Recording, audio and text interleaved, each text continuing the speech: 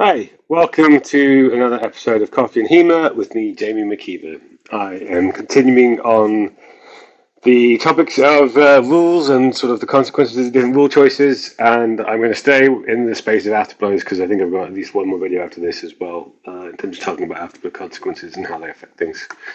If you haven't seen my previous videos, no reason you should have. Afterblows here, what I'm talking about is tournament rule sets. And particularly the afterblow is defined as, essentially after someone has been struck, there is some window of time defined in different ways that they can be struck back, and then that has certain consequences. My last video talked about defining the length of time. This video I want to talk about the consequences, and you're going to see that there's a kind of a similar trade-off here as there is for other variations of the afterblow rules between different choices of what you've got. There are broadly, I would say, three ways you can deal with the afterblow consequences. There are probably some subtle variations within that, balance of degree, and perhaps there's other things out there that exist but I've never experienced. I know there's four. Yeah, there's at least four. But sometimes two of them blend into each other. And I'll start off by using some terms for them that I think are relatively common, although far from ubiquitous. And essentially, all of these are about, I have struck my opponent and they have struck me back. What is the scoring result of this situation, right? The first option you have is called full afterblow, often. And the full afterblow says it doesn't matter what the order is, the person scores 4 points for what they hit. It could be subtractive, it could just be both score the same amount. Depending on other rules, that may or may not matter. Right, so if I've hit a 3-point target, my opponent's hit a 2-point target, I hit first, I get a point. Actually, it's probably more interesting than around, but I hit 2-point target, then get hit back in the head. I hit first. Essentially, I have lost a point against my opponent. They've gained a point because they hit a high value target. That's for that plan. Subtractive is the next one, and subtractive is similar to full, except for the second striker can only reduce the first striker's points. They don't ever get points themselves, right? So if I hit a 2-point target, I get hit back in the head, we both score 0. If I get hit in the hands, we both score 0. If I hit the head and then get in the hands, I score 1, right? Again, because I put the first person to do the strike. So it's slightly different from full in that no matter what you do, you can never score points by being hit first. Seems pretty reasonable.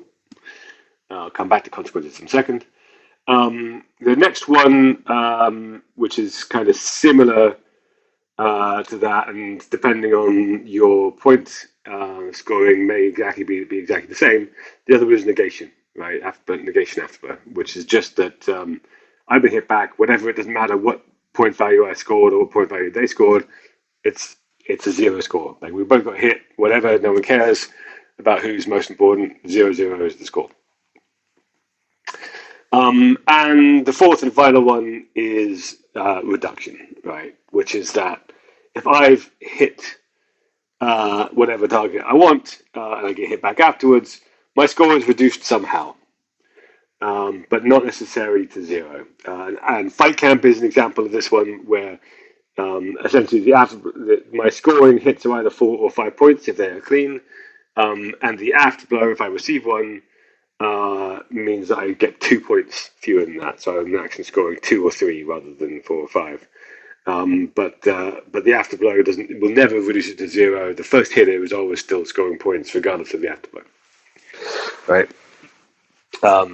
It could be a flat thing. It could be any afterblow situation. The first scorer only scores 1 point, right? Or it could be a reduction depending on what you got. Other rules will affect that as well.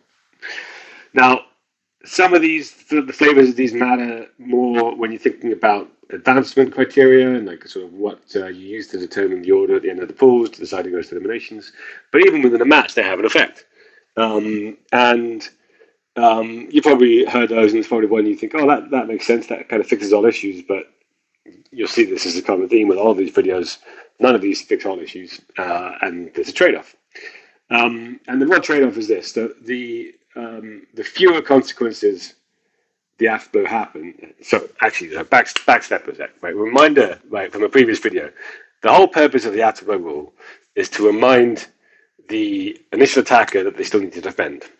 They still need to defend as part of their initial strike, and after they've landed their strike, they still need to defend because they need to get away. They need to defend against its incoming strike. Right, that's the whole point. And the negative consequence of afterblow rules, again, that I've talked about in previous videos, is that while that's true for the initial attacker, the person who's been struck back, right, the risk is that now they forget about the defense on the way in because they can always get an afterblow back and recoup points in some way, shape, or form.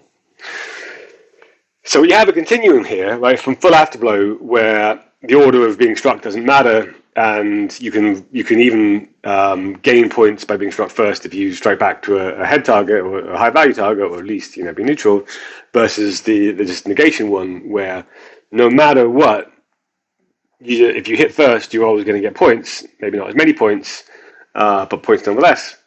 And those basically interplay with those two different features in different ways, right? So the fewer consequences, the fewer potential consequences from the afterblow, the less force the afterblow has in terms of forcing or promoting or rewarding people who've looked after the defense, right? I can do a super leaning forward, unprotected strike to the legs, knowing that I'm going to land it, and I might get cocked back in the head, but I still got 2 points. I'm still winning against my opponent. That's fine, right? If I'm in the negation kind of rule set of the afterblow. That same action, if I'm at full afterblow, is very risky, right? Because yes, I'm probably going to land a hit, but I'm also probably going to eat a sword to the head. And essentially, every time you negate the possible consequences of an afterblow, yes, you are making it a worse proposition for somebody to just kind of revenge strike or just be like, all right, attack the hit and hit him back, which is good. Right, don't get me wrong. That's a bad attitude to have if what we're trying to do is promote some kind of realistic fencing. But at the same time, you are then making it so that worrying about your attack on the way in is no longer very important to you, or even worrying about your retreat afterwards. So you've essentially watered down the afterblow and the positive consequences of it to also discourage some of the negative consequences to it. The negation rules and subtractive rules are kind of, in the middle ground of this one. You're still not encouraging too much the defensive aspects to it, unless, and this is important, unless some of the other rules that I might talk about in future videos are also adding other negative consequences to them. I think these rules are worse if you have an unlimited timer and you're having a point cap that you're reaching to and you're scoring 0. Right, because then what do I mean by that? Right, if we've got a 3-minute timer and the first person to 10 points wins the match, a 0-0 score or coming ahead by 2 is either a neutral or actually quite a good result for me. Right, so that the consequences of that negative hit aren't bad. Sorry. If you have another way of determining score, and particularly if you then have other rules that kind of determine advancement, actually the ones that are kind of negating or just reducing start to look more attractive. Particularly say you have a limited number of exchanges, 7 exchanges, and your total points or your total point differential is more relevant than wins for advancement. Actually, a 0-0 result is quite a bad consequence for me because I've lost my total maximum score, and maybe that means I'm going to be lower down and maybe even not advance because of that. So it's hard. Talking about these rules in isolation is hard to do so because of some of these kind of interactions. But fundamentally, I think in terms of what your consequences are for the afterblow, I think you always will have some degree of this trade-off that maybe you can mitigate with other rules. And as I said before, you are trading off between there being real consequences for you forgetting about your defense to the point where in your attack, forgetting about your defense while you're attacking, in that you might even lose points if you've gone for a low value target and you've been struck back, right? And that's bad. But also there being real consequences about you not neglecting your defense and not making a strike and doing this kind of stuff. Increasingly these days, I'm in the camp of thinking that negation is probably the best bet.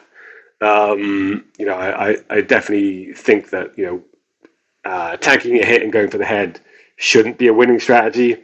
And at least negation means that neither person is going to win by forgetting about their defense, right? And I think that kind of middle bucket, you both got hit, fuck it, you both don't get points, right? It means that there's always some kind of encouragement to make the afterblow. Right? It is always better for you to land the afterblow than not. At the same time, it is always better for you to always not have the land afterblow hit you than not. So I feel like that middle ground is probably actually one of the better options for this rather than the full afterblow. Although having said that, Wessex uses the full afterblow. But you still have to recognise that it does mean that people can then kind of spam low value targets, leg strikes, whatever, with relatively low consequences because worst case it's a 0-0. They tried something, it didn't work, and fuck it, they just won't try it again. So hopefully that was interesting. I think my next video will probably be my last one on the topic of afterblow, and then I'll move into some other different aspects of rules as well. Thanks for watching.